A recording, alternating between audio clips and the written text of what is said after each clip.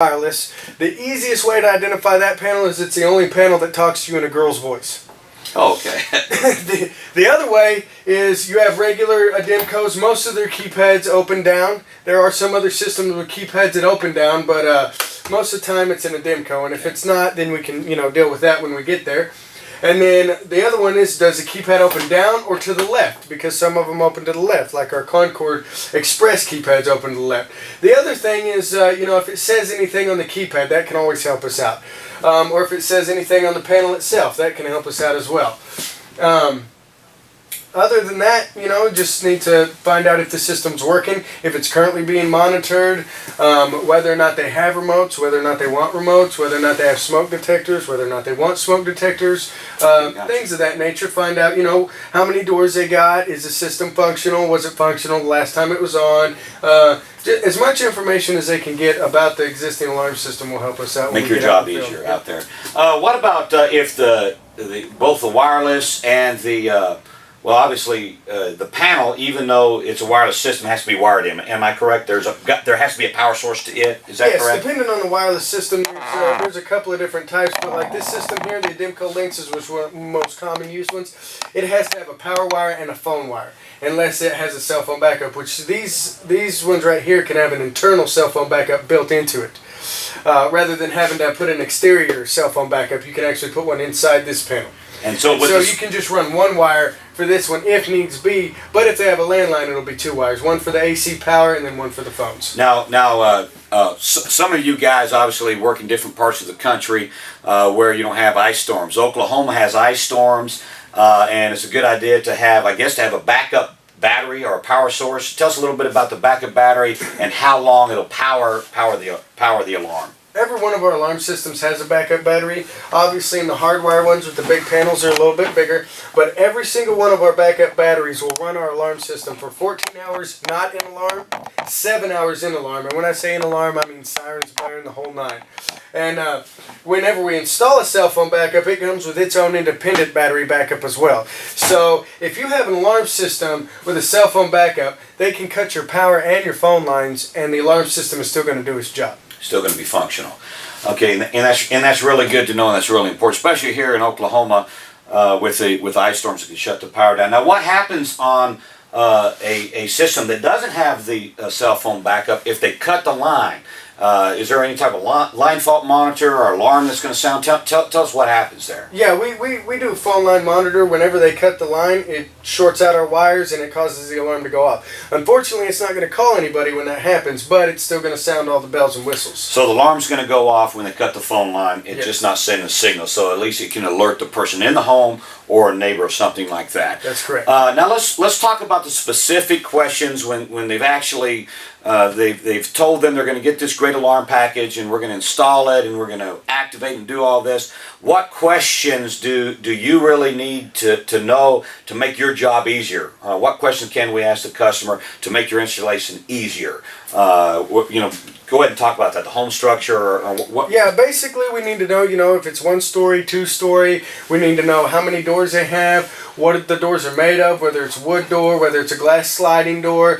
Another important thing is you got to remember that we have to get a wire from downstairs into the attic. So if they have glass above the front door, we obviously can't do that, and then they'll need a wireless contact for that system, which our hardwire systems can take wireless devices as well. And we also need to know how many square foot it is. If it's over 2,000, they're probably going to need more than one motion detector in a situation like that. And other than door types, attic space, we need to make sure there's attic space or crawl space underneath. If it's 2-story, if there is attic access to the facility. Phone lines, we need to make sure that there's phone lines, and we need to know if there's DSL on the phone lines, or if they come into like a cable modem, or if they have IP phones, something along those lines. Just anything that consists of us getting the wire to the panel and the alarm panel communicating. Oh, okay, yeah. And I guess if they have like a cable phone, which is real popular now, there's a filter or something that we need to add, and you need to know to have one on your truck, I guess. Yes, well, mainly the main thing we need is DSL filters for DSL. When it comes down to a cable modem, we actually have to get a wire down to the modem, so we need to probably know the location of the modem if it's a cable modem. Okay, a few other questions that I have that I know everyone's going to want to know. On a typical hardwire system, how long does the average tech take to install an alarm? Well, it'll take the average to take about 3.5 to 4 hours if he's by himself. About 3.5, 4 hours. And someone with your experience, how long will it take you average? About an hour and a half. About an hour and a half. We wish we had a lot more like JD out there. We could get these deals in a lot faster. And let's talk about the wireless. What does the wireless typical time take for the average person? Typical time on a wireless is about an hour and a half. About an hour and a half, and I know I've seen you knock them out in less than 40 minutes. So, yeah. So now, what about a takeover? When you go in there and you test the system, make sure it works, and you add a couple remotes and do the paperwork. How long does a typical takeover take the average person? Typical takeover will take about 30 minutes. Now, there is all kinds of issues that you can run into with a takeover, because depending on who manufactures the system and who is monitoring it, whether it be ADT, Guardian, some of them lock their panel out to where we can't get into it. In a case like that, then we're going to need to change out the main brains of the system, the panel, and the keypad if it's not a system that we use normally.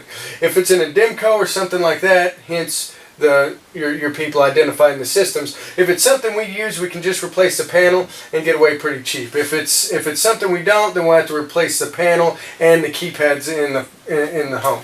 And so we'll need to know who's monitoring, things like that for sure. But it takes about 30 minutes. About 30 minutes of actual time. If we run into no problems and the panel's unlocked and everything runs smoothly. Well, I have a feeling that most time things don't run smoothly out in the real world. Also, I have a few other questions that I run into frequently. If a person has a detached garage, what would be the steps of securing that, and how far can wireless contacts or motion relay back to the brains, and what happens if it's beyond that range, and what would be the steps in that? If I have a detached garage, talk to them a little bit about that. So what questions could I ask the customer to determine what needs to be done? Well, first of all, we need to know what they want in the detached garage, whether it's got, one personnel door, two personnel doors, an overhead door, if that's got a window to where it might require motion. The two main things that we need to know in order to find out what we're going to put in there is how far it is from the main system and what the building's made of. If it's a sheet metal building, it's going to be a lot harder to put wireless on it. And, if it's made up of brick or something like that, then it'll work just fine. I would say if it's a sheet metal building, I wouldn't go over 20, 30 foot. If it's brick, wood, something like that, you can go 60 to 100 foot on a wireless device, door contacts, motions, what have you. Or in some cases, depending at the customer's discretion, we can actually suspend wire or bury wire. That gets a little more pricey, but that's options that they can go with if the customer's not comfortable putting wireless out there. Now, what if they have a barn or something's a little bit farther away? Is there any type of repeater signal repeating device that you can put in? If they have a barn that's far away, you're talking 600-700 foot, 100 yards, something like that, then you will need to have a building in the middle that can provide power, because our repeaters have to have power. We have repeaters that will repeat the signal from this location to this location to this location, but we have to have power in the middleman. Okay. Well, I think that answers most of my questions. The main thing to remember is that these technicians are out there. They're real people. They're up in the attic, especially during the summertime. It takes a long time. We want to make their job as easy as we can, because we get paid when they get the deal in, and they're going to do their best to get the install in. It's our job to sell it. They're not going out there to sell any additional equipment. That they don't get paid extra for doing that. They're there to install the equipment. It's our job to sell them any additional equipment they might need. So we need to find out in advance if their home is too large and they need an extra motion, because it can make the technician probably feel kind of awkward. Now they have to try to sell the cell backup, and they have to sell an extra motion detector, or things that we haven't done on our end. JD, I appreciate you. Thank you out there helping keep us in business. I'm Joe Johnson.